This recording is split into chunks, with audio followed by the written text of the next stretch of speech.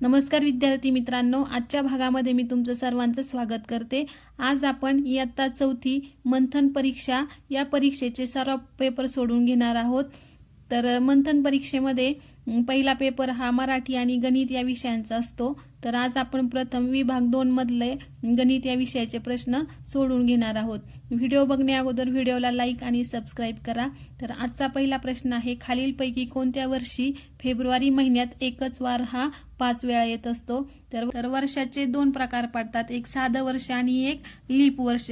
जर साधं वर्ष असेल तर साध्या वर्षामध्ये फेब्रुवारी महिन्यात 28 दिवस असतात आणि लीप वर्ष असेल तर लीप वर्षामध्ये फेब्रुवारी महिन्यात 29 दिवस असतात। लीप वर्ष असेल तेव्हा 1 तारखेचा वार हा 5 वेळा येतो आणि बाकीचे हे सर्व वार 4 वेळा येतात।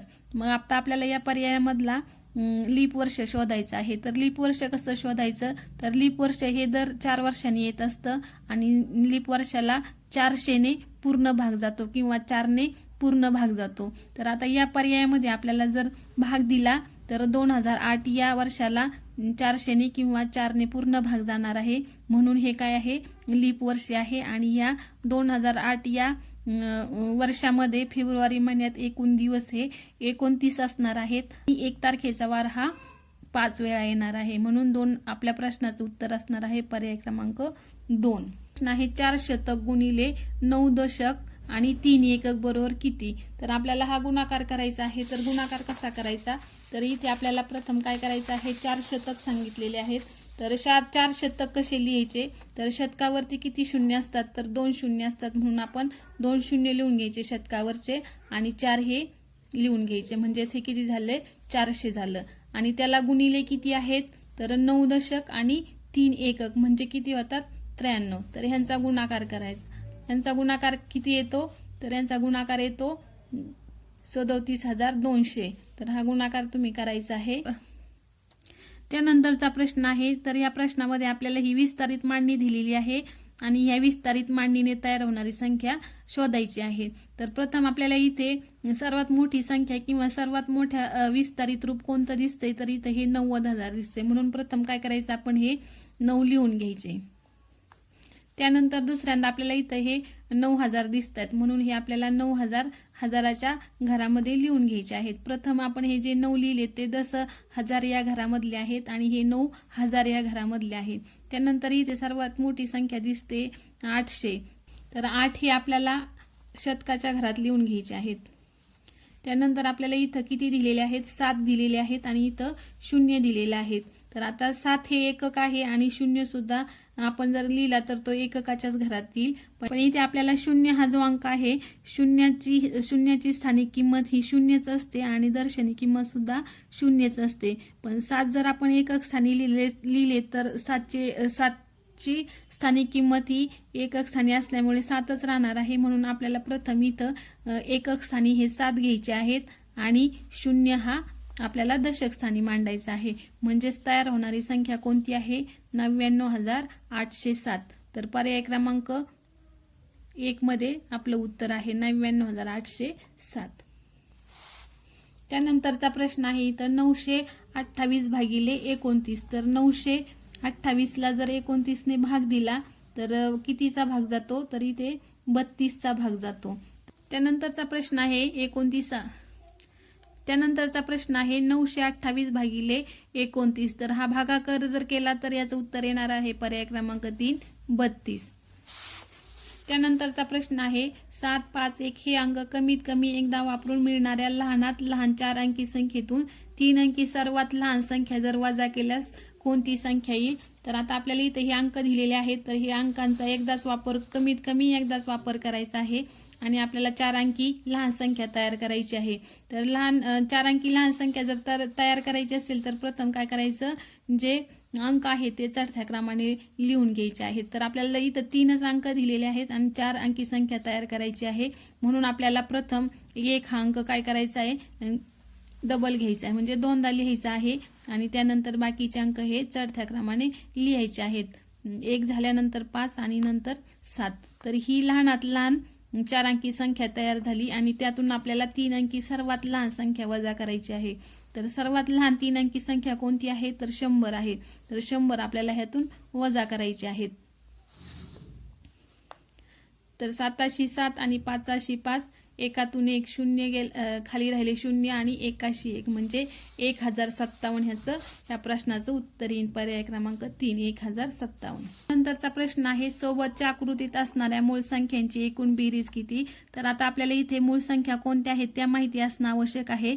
तर या प्रश्नामध्ये एकूण किती मूळ संख्या आहेत तर इथे 47 ही एक मूळ संख्या आहे. त्यानंतर 67 आणि 89 ह्या 3 मूळ संख्या आहेत. तर या 3 मूळ संख्यांची बेरीज किती होते तर 203 ही काय आली त्यांची बेरीज आली पर्याय क्रमांक 1 मध्ये. नंतरचा प्रश्न आहे पुणे विभागात पूर्व माध्यमिक शिष्यवृत्ती परीक्षेला 93,984 विद्यार्थी बसले होते एकूण.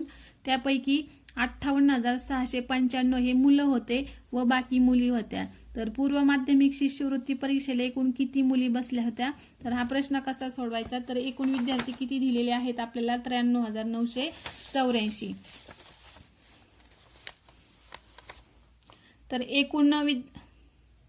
तर आता इथे आपल्याला एकूण विद्यार्थी किती आहेत तर 93,984 हे एकूण विद्यार्थी आहेत आणि त्यापैकी 58,695 हे काय आहेत मुलं आहेत.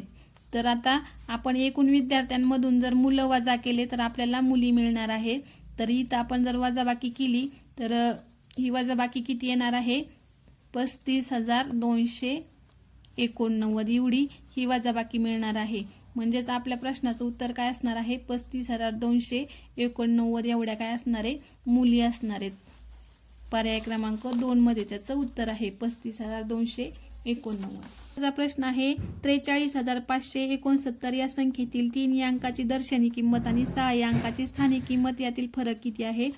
तर आपल्याला दर्शनी किंमत माहिती पाहिजे. तर प्रत्येक अंकाची दर्शनी किंमत ही तीच संख्या असते म्हणून आपल्याला 3ची दर्शनी किंमत ही 3च असणार आहे. आणि 6 या अंकाची स्थानिक किंमत तर 6 या अंकाची किंमत किती असणार आहे स्थानिक तर 60 असणार आहे. तर 60 मधून जर 3 वजा केले तर उत्तर किती येणार आहे आपलं 57 येणार आहे. पर्याय क्रमांक 2 मध्ये त्याचं उत्तर आहे.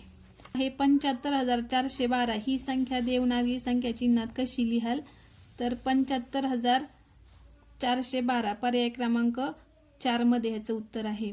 पुढचा प्रश्न आहे तर या प्रश्नामध्ये चौकटीच्या जागी कोणती संख्या येईल. तर हा प्रश्न कसा सोडवायचा तर प्रथम काय करायचं 53/37 लिहून घ्यायचे. त्यानंतर आपल्याला ह्या बरोबर चिन्हाच्या पलीकडची जी संख्या आहे ती संख्या यामधून काय करायची वजा करायची. तर वजा काय करायची तर ही अधिक संख्या आहे आणि इकडं आपल्याला ह्या चिन्हाच्या इकडे घेतल्यानंतर ती वजा होणार आहे. म्हणून आपण काय करायचं 24/37 आणि यांची वजाबाकी करायची. तर यांची वजाबाकी किती येणार आहे तर 29/37. तर छेद समान आहे त्यामुळे आपण ह्याची वजाबाकी करू शकतो.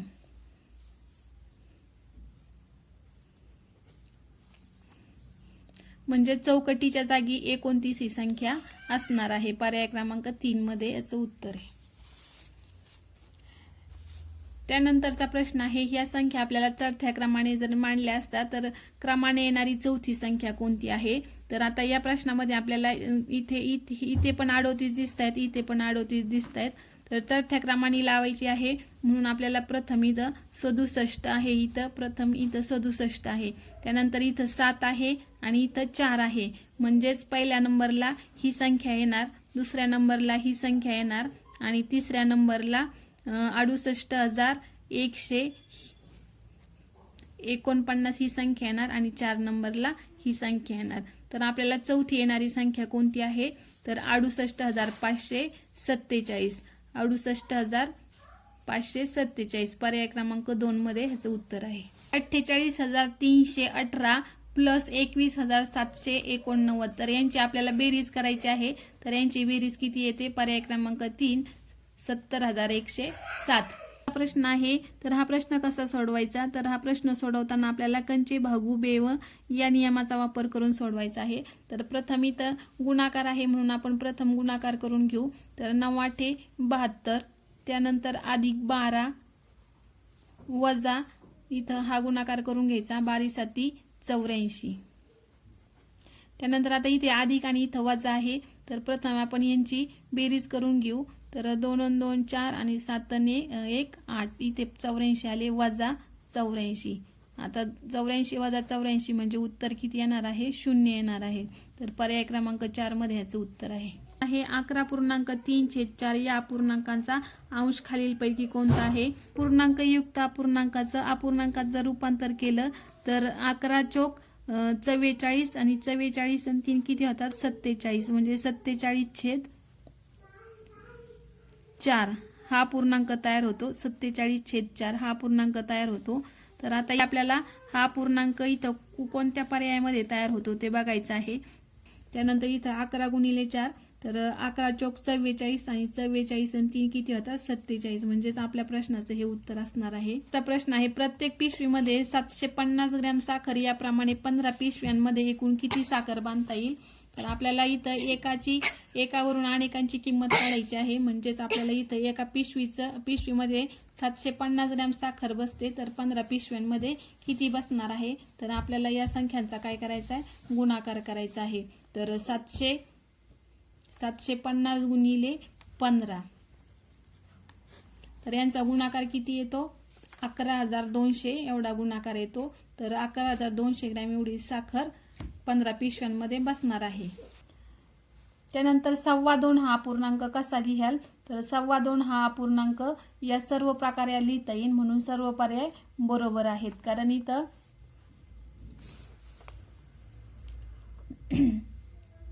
त्यानंतरचा प्रश्न आहे, स्टार या संख्येच्या जागी कोणता अंक लिहिल्यास 2, 3 आणि 5 ने विशेष भाग जाईल? तर आता इथे आपल्याला 2, 3, 5च्या कसोट्या माहिती पाहिजे. तर एकक स्थानी जर 0 जर असेल तर इथं 2 ने हा भाग जातो. त्यानंतर एकक स्थानी 0 आणि 5 हा अंक असेल तर 5 ने भाग जातो. म्हणून या संख्येला आता 2 आणि भाग जाणार आहे. परंतु आता इथे 3 ने आपल्याला भाग द्यायचा आहे. तर 3 ची कसोटी काय आहे? तर संख्येतील अंकांच्या बेरजेला 3 ने भाग गेला तर 3 ने भाग जातो. तर आता इथे आपण जर प्रथम जर 1 जर लिहून घेतला तर 1 आणि इथं 4, 5 आणि इथं 6 होणार. म्हणजे 6 ला 3 ने पूर्ण भाग जातो. म्हणजेच इथं कोणता अंक येणार आहे? तर 2 हा अंक येणार आहे. तर इथे कोणता अंक येणार आहे? तर 1 हा अंक येणार आहे. पर्याय क्रमांक 2. त्यानंतर छायांकित भाग दर्शवणाऱ्या अपूर्णांकाची बेरीज किती आहे? तर या प्रश्नामध्ये एकूण भाग किती आहेत? तर 8 आहेत. म्हणून हे भाग आपल्याला एक छेदस्थानी लिहायचे आणि छायांकित केलेले भाग हे 4 आहेत. म्हणून 4 आपल्याला अंशस्थानी लिहायचे. अधिक तर या आकृतीमध्ये एकूण भाग किती आहेत? 8 आणि छायांकित भाग आहेत 3. तर छेद जर समान असतील तर आपण अंशाची बेरीज करतो. म्हणून अंशांची बेरीज किती येणार? 7/8. तर या प्रश्नाचं उत्तर आहे पर्याय क्रमांक 3 मध्ये 7/8. नंतरचा प्रश्न आहे, शेजारील आकृतीस कोणती जीवा व्यास आहे? तर वर्तुळामध्ये कोणतेही जर 2 बिंदू जोडले तर ती जीवा तयार होते आणि केंद्रबिंदूमधून जाणारी जी रेषा असते ती वर्तुळाची सर्वात मोठी जीवा असते आणि तो व्यास पण असतो. म्हणून या प्रश्नामध्ये SN ही सर्वात मोठी काय आहे? जीवा आहे. जीवा ही व्यास आहे. तर पर्याय क्रमांक 2 मध्ये त्याचं उत्तर आहे. त्यानंतर एका चौरसाची परिमिती 28 सेंटीमीटर आहे. तर त्या चौरसाची बाजू किती आहे? तर चौरसाची परिमिती 28 आहे. तर चौरसाला 4 बाजू असतात. म्हणून काय करायचं आहे? आपल्याला या परिमितीला 4 ने भाग द्यायचा आहे. तर 28 भागिले 4 4 ने 28 ला भाग दिला तर 7चा भाग जातो. 4 7 28 म्हणजे चौरसाची बाजू किती आहे? 7 सेंटीमीटर. पर्याय क्रमांक 4 मध्ये. नंतरचा प्रश्न, भारत श्रीलंका संघातील क्रिकेटचा सामना मध्यान्हपूर्व 11:25 सुरू झाला आणि मध्यान्होत्तर 5:45 संपला. तर क्रिकेटचा सामना किती वेळ चालला होता? तर या प्रश्नाचं योग्य उत्तर आहे पर्याय क्रमांक 3 6 तास 20 मिनिटे. नंतरचा प्रश्न आहे, 55,000 मिली प्लस 15,000 मिली बरोबर किती? तर ह्या प्रश्नाचं योग्य उत्तर असणार आहे पर्याय क्रमांक 2 70 लिटर. हे संतोषकडे 30,000 रुपये होते. त्यातून त्याने 18,200 रुपयांचा LED टीव्ही व 6,500 रुपयांचा कपाट विकत घेतले. तर त्याच्याजवळ किती रुपये शिल्लक आहेत? तर इथं आपल्याला 18,200 आणि 6,500 यांची एकूण टोटल करायची आणि आलेली टोटल ही आपल्याला 30,000 मधून वजा करायची. तर यांची टोटल येते 24,700 आणि 24,700 हे 30,000 मधून वजा करायचे तर शिल्लक राहतात 5,300. पर्याय क्रमांक 1 याचं उत्तर आहे.